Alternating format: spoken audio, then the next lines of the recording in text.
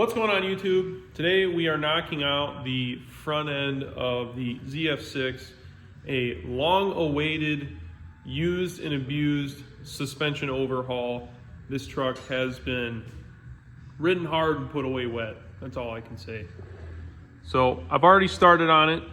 Actually, I'm pretty much done. So this is the driver's side. We've got new upper control arms with upper ball joints, sway bar links, a good used set of Duramax store or equivalent tie rods. I actually don't know where these came from. They actually came off of a parts truck. I actually splurged a little and bought some Bilstein 5100 shocks for this turd. A little bit of a lipstick on a pig scenario. And then we have a set of used new wheel bearings off of a parts truck as well. So these are in a lot better shape than the ones that came off. Under the truck here, we've got a new pitman arm, a new idler arm and idler arm bracket. The steering stabilizer has been replaced, as you can see up in there. And then pretty much the same thing on the passenger side. We have a new used-ish wheel bearing. I also forgot to mention the lower ball joints are replaced on both driver and passenger side. And then we got new cam bolts all the way around because they were pretty worn out. So along with that, I also had to replace the torsion bar cross member bushings because they were toasted. They actually ended up falling out. So those are nice and new. And then in the rear, we just have some new Bilstein 5100 shocks. One thing you also might have noticed is I did buy a 5-inch exhaust for this thing. This is not new. It is slightly used from a buddy, but it'll get the trick done for this work beater of a truck. So had to patch a hole there because the exhaust hanger ripped a hole through the exhaust. I think that's a fairly common issue. I've seen it multiple times. I do need to weld up some new hangers. That's why it's being supported right now, because the hanger positions were kind of, I don't know, they weren't very good. So I'm gonna weld up some new hangers on it. And then I bought a tip, and that's pretty much it for that. We're gonna leave it stock with an exhaust is kind of what the consensus is. For the most part, the truck came apart fairly easily because it was a technical Southern truck. So nothing was really seized up except for the torsion bars in the lower control arms. As you can see, we got some discoloration here because I ended up having to heat the lower control arm up and pounding the torsion bars out with an air hammer because they would not come out. For some reason, they came out of the keys, but they would not come out of the lower control arm. So a little strange, but ended up getting them out, ground them down, cleaned them up, and then actually threw a little bit of grease between the torsion bar and the lower control arm here just to keep it from seizing up again. I also did the same on the keys as well. So next time it comes apart, which hopefully won't be anytime soon, it should come apart nice and easy. With that, everything is loosely fit on the front end except for the passenger side tie rod. And then I also need to get some new brake pads because, as you can see, these are living on the edge. So let me get those in, and then the driver's side or the passenger side tie rod, and then start tightening everything up.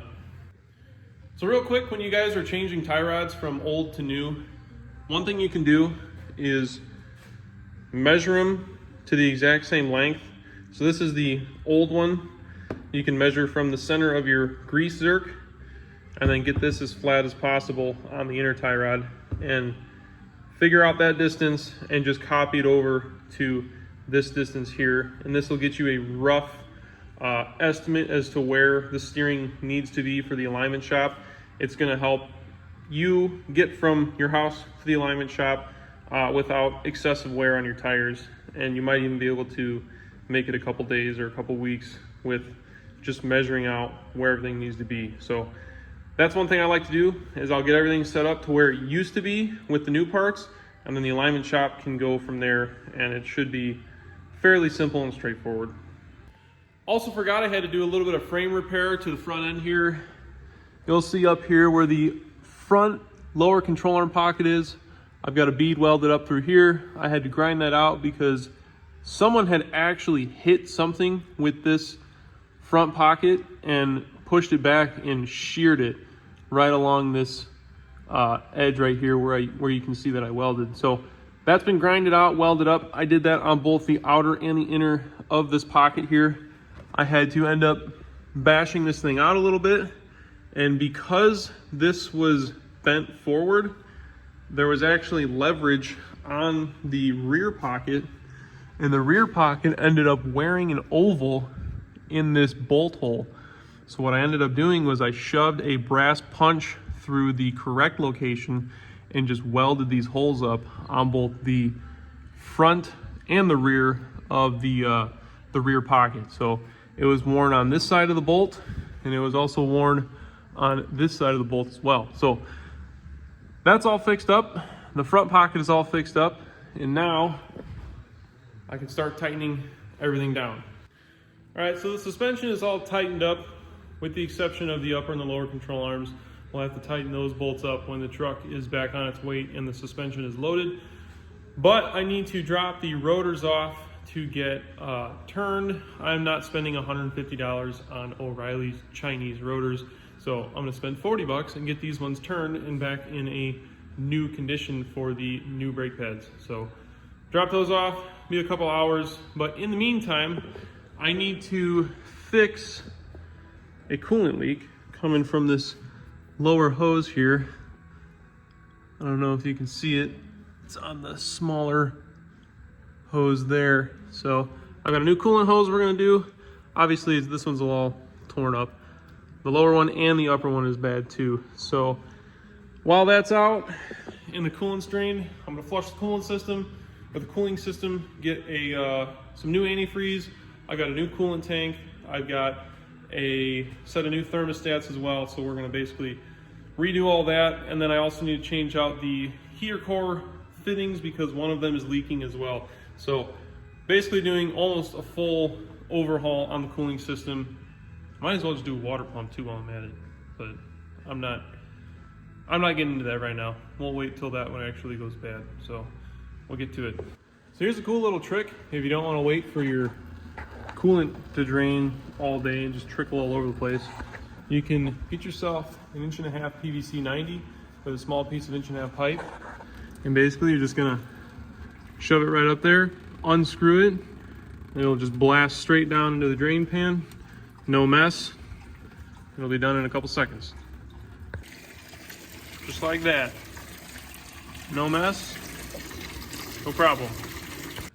So I figured I'd go over this too real quick. This is what a heater core fitting that is going bad looks like. Now this wasn't broken just yet, but it is very close to breaking. Once it starts getting discolored from the coolant, it's starting to deteriorate and break down. So when you start to see it look like this, it'd be a good idea to change it, or else it could break at any moment and leave you stranded wherever you are. So I might be able to just, yeah, see, that is what'll happen.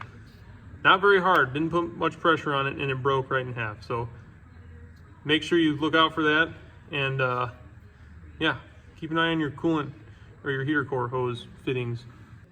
So I got the thermostats out of the truck.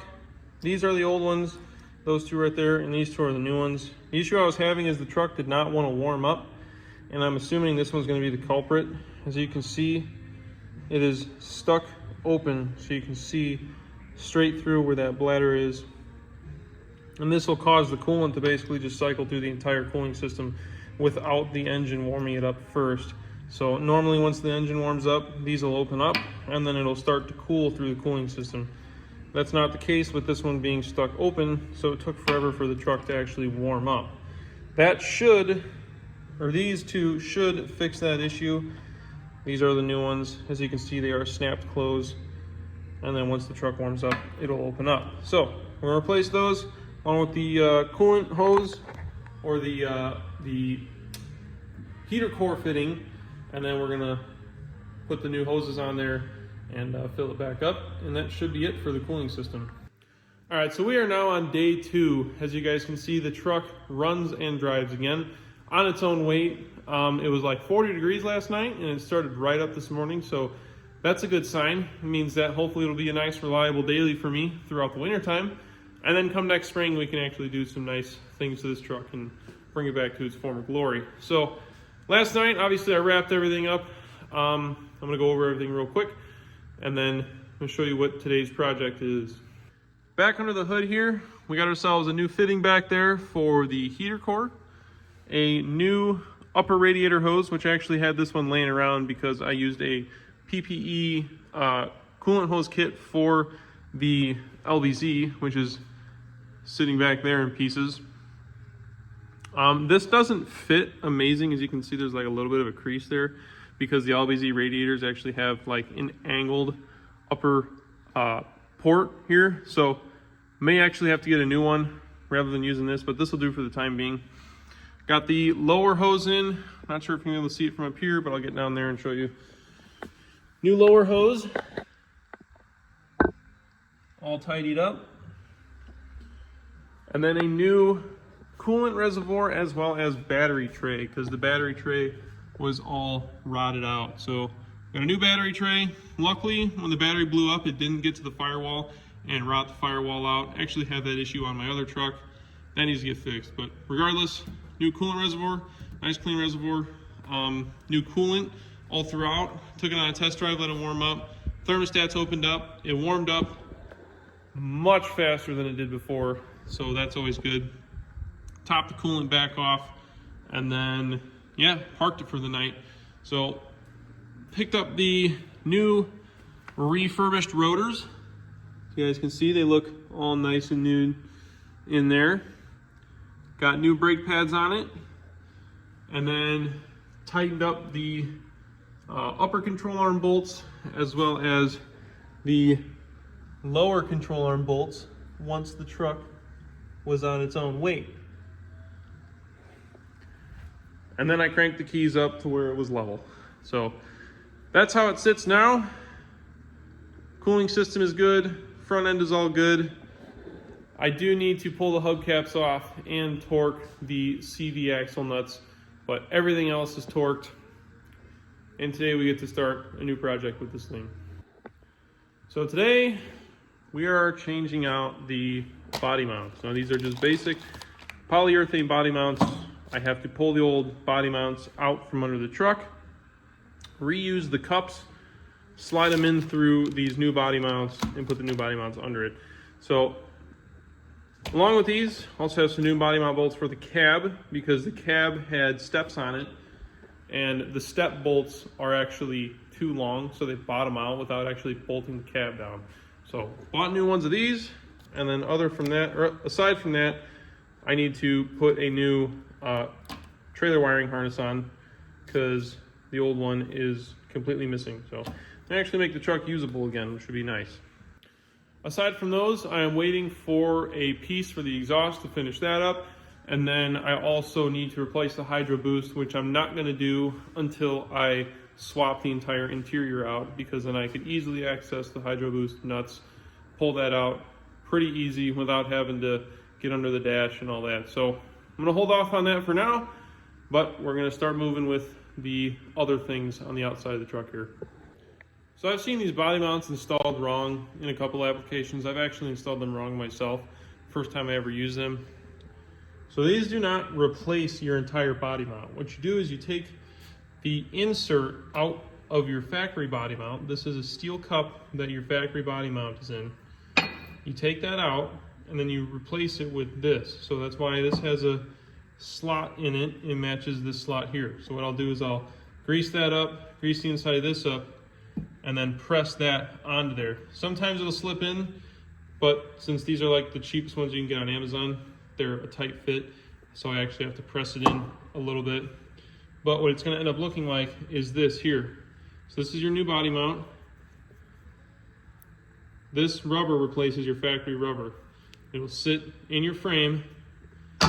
You'll put this underneath it with the washer, like that. So it'll sit like this. Washer, bolt, just like that, under the truck. So that's how you replace them with these cheaper polyurethane body mounts. All the body mounts have been replaced. I will say using a lift makes it a little bit easier, but you could do just the same with a jack. The only thing that I unbolted was the master cylinder off of the Hydro Boost. Everything else has enough slack in it to where you could lift the cab up just enough to pull the body mounts out. So I pulled them all out, put them all in with the new bushings in, used the new bolts, and now we have a solid, even body line, and the cab's not bobbling around anymore, and it's actually bolted to the frame. So that's a plus. That's going to be about it for this video. The only other thing I got to do is finish putting the exhaust together and do the trailer brake wire, as you can see, is dangling right there. So after that, the truck's going to be about as solid as I'm going to get it for now until I do the interior swap, and then maybe beginning of next year, around springtime, is when we'll actually start digging into it and making it a lot nicer than it is right now. So thanks for watching. I guess stay tuned for the next video.